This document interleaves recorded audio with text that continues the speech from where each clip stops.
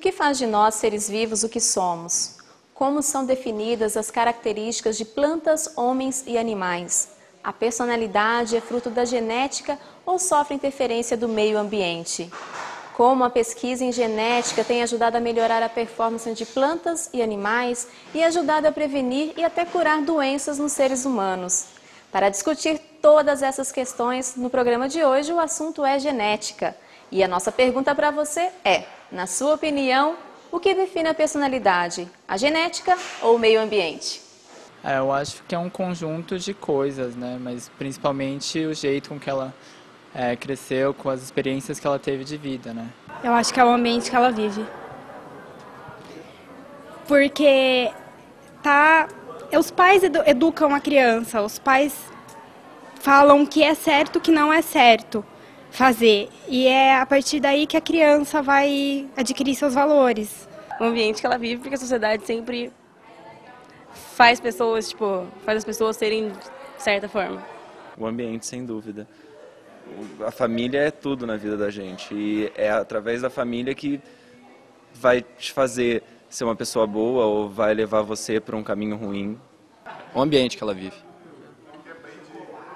O que ela enfrenta, o que ela, sei lá, tem experiências de vida que ela tem, isso vai formando o estilo, a personalidade da pessoa.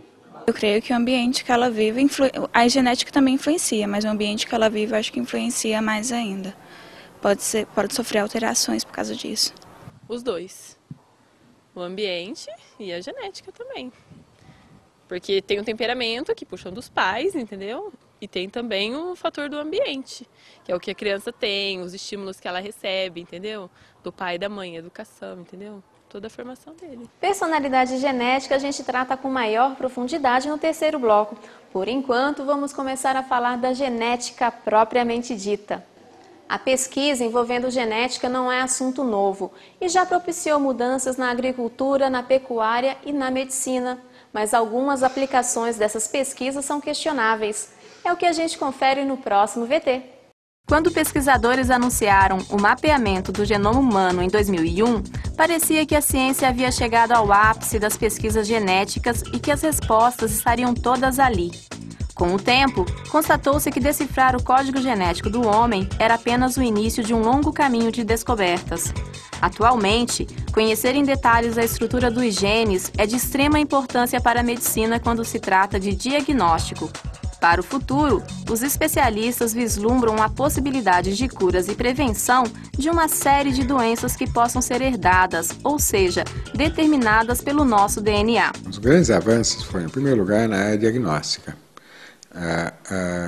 na área preventiva e na área de tratamento. São os três grandes avanços. Primeiro começou com a área diagnóstica, porque depois que começaram a desenvolver mais o aprendizado e o conhecimento do genoma humano, você passou a ter um diagnóstico de uma série enorme de doenças que antes ou se desconhecia, ou então que não se conhecia qual é que é a variabilidade dessa doença dentro de diversos indivíduos com o mesmo diagnóstico.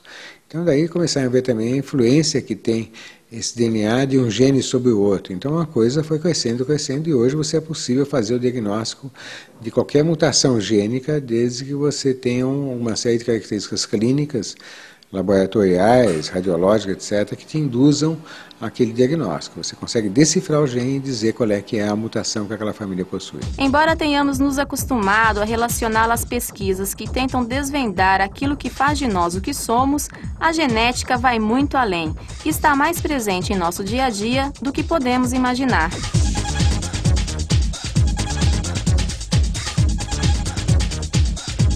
Na agricultura, os primeiros registros de manipulação genética datam do século XIX. Entre os anos de 1856 e 1863, o monge Gregor Mendel realizou estudos com o cruzamento de ervilhas de espécies diferentes. O monge constatou que ao cruzar ervilhas amarelas com verdes, suas características não se misturavam, dando origem a uma nova espécie. Ao contrário, as gerações seguintes acabavam herdando as características da espécie dominante. Ele estabeleceu, assim, as bases da hereditariedade. Por isso, ele é considerado o pai da genética. O trabalho de Mendel facilitou o cruzamento de plantas com características diferentes a fim de obter espécies geneticamente melhoradas, que podem, dependendo da necessidade, ser mais resistentes às pragas, adaptadas ao clima de uma determinada região ou então que sejam simplesmente mais produtivas. No Instituto Agronômico de Campinas, experiências genéticas que visam o melhoramento agrícola são realizados desde os anos de 1930. No IAC a gente conhece aproximadamente mais de 45 mutantes e todos eles foram feitos análises genéticas, foram determinados os genes envolvidos e algumas desses mutantes, como é o caso do caturra e o gene chamado caturra, é um gene dominante que, levado para uma variedade de porte alto, ele fez com que fosse produzida uma variedade chamada catuaí, que representa hoje 40% da cafeicultura brasileira. É uma variedade de porte baixo, onde que o cafeicultor gasta muito menos para colher, porque é uma planta mais baixa, então vai economizar, não precisa colocar escadas para colher o café. Então a genética, descobrindo esse mutante, estudando a herança desse mutante, quantos fatores estão envolvidos, e transferindo esse gene para uma outra variedade de porte alto, surgiu uma variedade que chama-se catuaí, que em tupi-guarani quer dizer muito bom. Esse tipo de experiência, que visa apenas o cruzamento entre espécies para o melhoramento das características, é chamado de genética pura. A descoberta da herança, dos fatores qualitativos, dos fatores quantitativos, sabendo que a produção era condicionada por muitos genes, que era muito mais difícil. Então todos esses estudos da genética, eles contribuíram para que o melhorista fosse muito mais eficiente ao selecionar uma planta. Ele deu a ele muito mais força para ele selecionar e não ficou as coisas muito empíricas, que era feito no tempo dos índios, nos tempos antigos, em que a pessoa ia no campo, escolhia uma planta bonita, simplesmente, mas não sabia herança, não sabia quantas gerações ia fazer, não sabia como devia conduzir. Então, com a genética, foi possível dar bases sólidas para o melhoramento. Existem outros campos que se empenham em estudar os genes dos seres vivos, suas relações com o meio ambiente, bem como maneiras de manipulá-los, de modo que desempenhem funções que possam trazer melhorias, seja para a medicina, para a agricultura e pecuária, para a indústria e até para o meio ambiente. Estamos falando de áreas como a engenharia genética e a biologia molecular, que trabalham juntas na manipulação genética, que consiste em encontrar na natureza organismos que desempenhem determinadas funções e transferir essas funções para outros organismos. Tem várias maneiras hoje, vários modos, né, que o pessoal conseguiu fazer para poder colocar um gene dentro de uma célula. Se a pessoa tiver um gene deficitário, um gene que precisa ser modificado, hoje já estão fazendo isso in vitro, com uma certa facilidade, mas alguns desses genes funcionam bem, alguns desses genes naturalmente funcionam mal. Porque uma coisa é você descobrir como é que é o sequenciamento do gene, outra coisa é descobrir como é que aquele gene colocado na pessoa vai dar origem a um aspecto funcional daquele gene e corrigir. Então, a coisa muito bem citada é uma malformação óssea.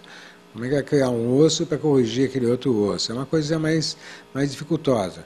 Agora, uma doença metabólica qualquer, você interferir em algumas células, modificando aquelas células e fazendo com que a pessoa passe a produzir aquela alteração metabólica, aquela enzima, ou então aquele metabolismo que é interessante para ele. A indústria farmacêutica é uma das áreas que mais se vale da pesquisa genética.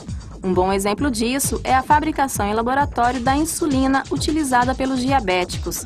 Até pouco tempo, essa insulina só podia ser retirada do pâncreas de bois e porcos. Para que fosse possível a sua fabricação em laboratório, foi preciso transferir um segmento de DNA humano responsável pela síntese de insulina para uma bactéria, que a partir daí se encarrega de processar esse hormônio. A transferência de DNA para bactérias de modo a estimulá-las a desempenhar determinadas funções é a base da manipulação genética. No próximo bloco, a gente discute a genética e sua importância na constituição de cada um de nós. Não saia daí, o assunto Volta Já!